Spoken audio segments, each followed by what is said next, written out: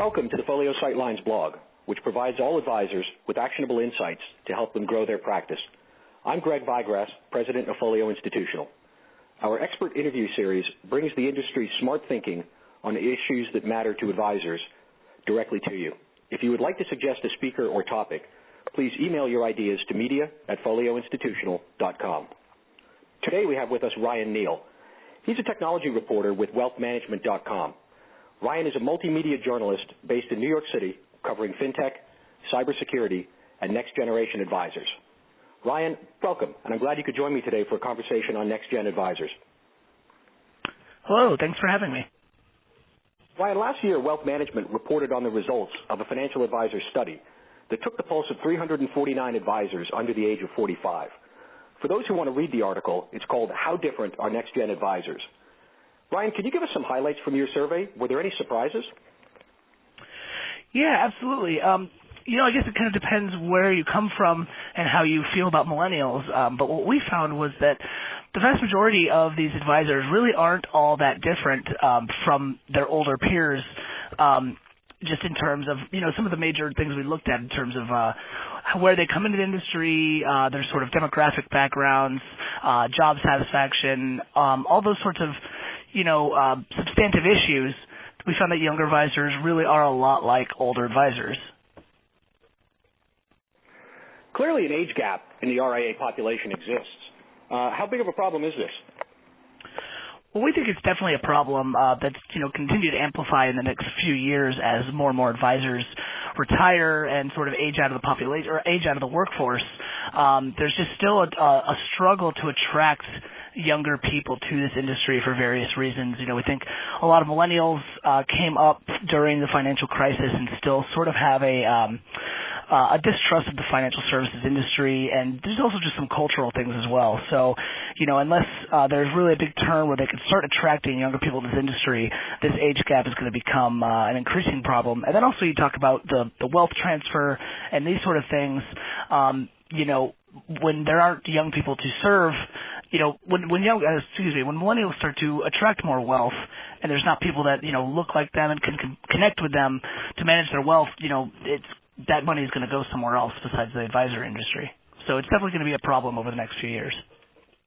Just a quick follow-up question on that. What do you think are some of the main things that we, and I use we to refer to sort of the industry in general, can do to help solve that problem? Yeah, it's definitely that's an interesting question. There's a lot of examining sort of some long-standing beliefs in the industry about, just sort of standards and etiquette. For example, a lot of financial services firms are starting to lax on the whole suit and tie rule. There's a lot of effort being made in diversity programs, making the industry more accepting towards women and people of color.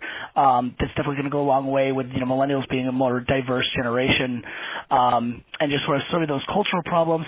There's also, I hear a lot, especially when I go to industry conferences, talking about the importance of mentorship programs and really just the ability to connect with people and kind of show them the ropes of the industry and show them that it's not all about selling investment products, and it's about, connecting with other people, being a leader in their community, helping people reach their financial goals and stability and that kind of stuff. That seems to resonate better. So those sort of mentorship programs are going to be really important. And then as well as college programs. We had some feedback from our survey from some universities that are running financial planning programs, and those seem to be a successful way forward in steering individuals into this profession.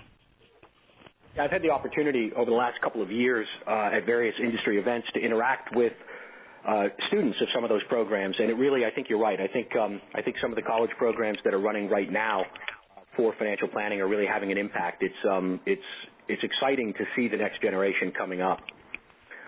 You had mentioned a couple of minutes ago that the survey suggests that the differences between NextGen advisors and their older counterparts or peers may not be as great as people think. What are some of the biggest misperceptions that are out there about NextGen advisors?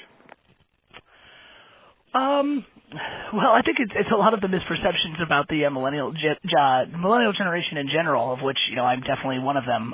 Just turned 30, so I'm right in the middle of the millennial generation, and it's a lot of the stuff that we talk about that it's a more diverse generation, and it is. But we look at our survey, and the vast majority of younger advisors are still white males with a bachelor's degree.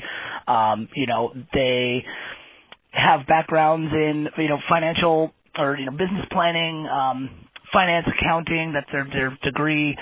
So they're really not as radically different in the workforce as I think a lot of the times they're presented to be in a lot of studies and surveys out there, that millennials are killing this and that sort of headlines you see a lot. But it turns out that when they're the ones coming into financial services, really kind of doing it look the same or doing it for the same reasons as people have for a long time. That's interesting. You mentioned a couple of ideas around helping sort of close the gap and continue to develop this next generation of advisors. You mentioned the mentorship and apprentice programs, the college programs. What other sorts of efforts should firms be taking to help close this gap? Well, I do think technology is a big one as well. The younger people such as myself, when I write about this industry, it sort of surprises me a lot of times when I encounter firms that are still, using massive file cabinets of papers and Excel spreadsheets and hand calculators. That younger generation expects all things in life to sort of match the customer experience they're used to with the rest of their life, with their phones, with their shopping, with the way they consume entertainment and media. It's all digital and sort of seamless now, and financial services and the way they work should be no different.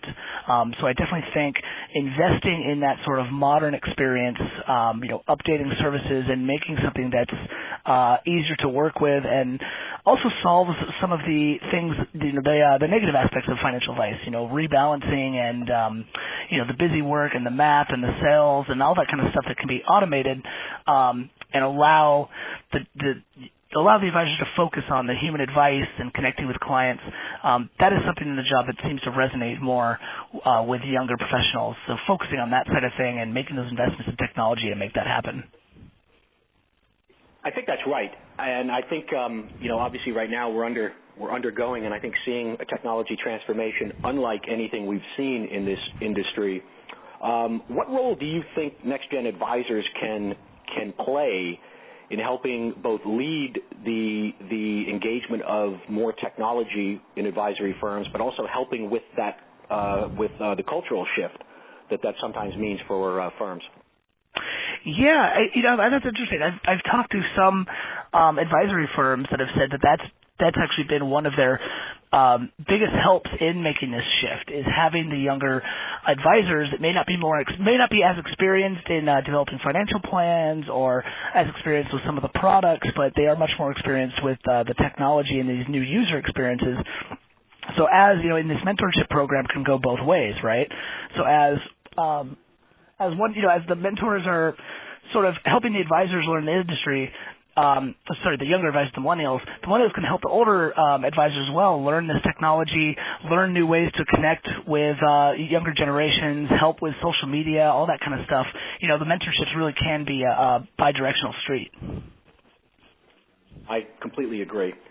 Ryan, it's been an absolute pleasure speaking with you today, and this has been some great information. Great. I hope that was helpful. If you'd like to receive more insightful tips about growing your business, sign up for Folio Institutional's blog at info.folioinstitutional.com/blog.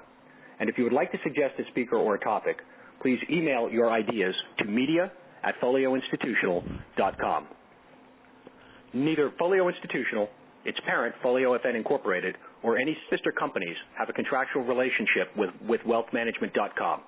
Folio has not compensated Ryan Neal or wealthmanagement.com in any way for this interview.